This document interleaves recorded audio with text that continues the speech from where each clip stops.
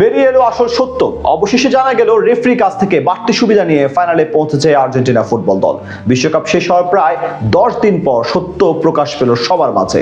বড় অভিযোগ উঠে এসেছে রেফারির বিপক্ষে। উল্টো দিকে অবিচারের শিকার হয়েছে সুইজারল্যান্ড। আর্জেন্টিনা সুবিধা পাওয়ার ঘটনা এবং এর পেছনে রেফারির ভূমিকা নিয়ে বিস্তারিত রিপোর্টে।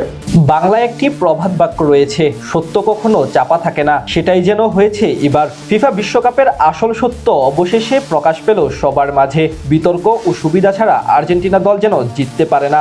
এখন পর্যন্ত প্রায় সবগুলো বিশ্বকাপে তাদের নিয়েছিল নানান ধরনের অভিযোগ, তবে অতীতের সবগুলোকে যেন ছাড়িয়ে গিয়েছে 2026 আসর। সদ্য সমাপ্ত বিশ্বকাপে লিওনেল মেসিদের নিয়েছিল প্রায় সবগুলো দলের অভিযোগ। ফিফা এবং রেফারির কাছ থেকে বাড়তি সুবিধা পেয়ে ফাইনাল পর্যন্ত পৌঁছেছে তারা, এমন কথা শোনা গিয়েছিল সবার কাছ থেকে। এমনকি মাঠেও অনেককে দেখা গেছে প্রতিবাদ জানাতে। অবশেষে বেরিয়ে এলো আসল তথ্য। মেসিদের ফাইনালে ওঠার পেছনে লুকিয়ে থাকা সত্য প্রকাশ হলো সবার মাঝে। 2026 বিশ্বকাপের প্রায় সবগুলো ম্যাচে আকাশী নীলদের বিপক্ষে ছিল একাধিক অভিযোগ। বিশেষ করে নকআউট পর্বে মিশর ও সুইজারল্যান্ডের বিপক্ষে ম্যাচে সেই মাত্রাটা যেন ছাড়িয়ে গিয়েছিল সবকিছুকে। মিশরের হেড কোচ প্রকাশ্যে রেফারির সমালোচনা করেন। কোয়ার্টার ফাইনালেও রেফারিকে নিয়ে কথা বলেন সবাই। সেখানেও আর্জেন্টিনা দলকে বাড়তি সুবিধা দেওয়া হয়েছে বলে অভিযোগ আনেন সুইজারল্যান্ডের ভক্ত ও টিম ম্যানেজমেন্টের কয়েকজন। আলাদা করে বলতে গেলে সেই ম্যাচে সুইস তারকা ব্রিল অ্যাম্বুলোকে দেওয়া লাল কার্ড নিয়ে আলোচনা হয় সব জায়গায়। অনেকেই বলেছেন রেফারি আলবেসেরাস্তাদের জেতাতেই এমন সিদ্ধান্ত দিয়ে প্রতিপক্ষ সেরা খেলোয়াড়কে মাঠের বাইরে পাঠিয়ে দেন। যদিও সেই মুহূর্তে অনেকে এটি ছিল সঠিক সিদ্ধান্ত, কিন্তু এখন বেরিয়ে এলো আসল সত্য। কোয়ার্টার ফাইনালে আর্জেন্টিনার বিপক্ষে সুইজারল্যান্ডের ব্রিল অ্যাম্বুলোকে লাল কার্ড দেখানোর সিদ্ধান্তটি ভুল ছিল বলে জানিয়েছে ফুটবলের আইন প্রণয়নকারী সংস্থা international football association board IFAB।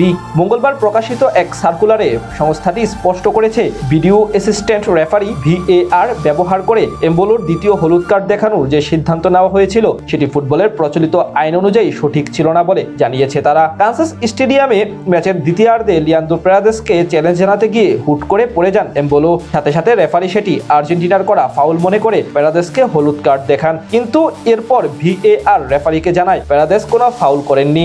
সেই তথ্য পাওয়ার পর নিজের সিদ্ধান্ত বদলে এম্বোলোকে অভিনয়ের অভিযোগে হলুদ কার্ড দেখান। সেটি ছিল সুইস ফরওয়ার্ডের দ্বিতীয় হলুদ কার্ড। ফলে লাল কার্ড দেখে মাঠ ছাড়তে হয় তাকে। সেই ঘটনার পর থেকে সুইজারল্যান্ডের ফুটবলাররা প্রতিবাদ জানিয়ে এসেছেন যে এটি ছিল ভুল সিদ্ধান্ত। সম্প্রতি আন্তর্জাতিক ফুটবল আইন প্রণয়নকারী প্রতিষ্ঠানও একই কথা জানালো। IFABর ভাষ্য, যে হলুদ কার্ড দ্বিতীয় হলুদ কার্ড নয়, সেটি কেবল অপরাধ করা খেলোয়াড়কে শনাক্ত করার জন্য পর্যালোচনা করা যেতে পারে।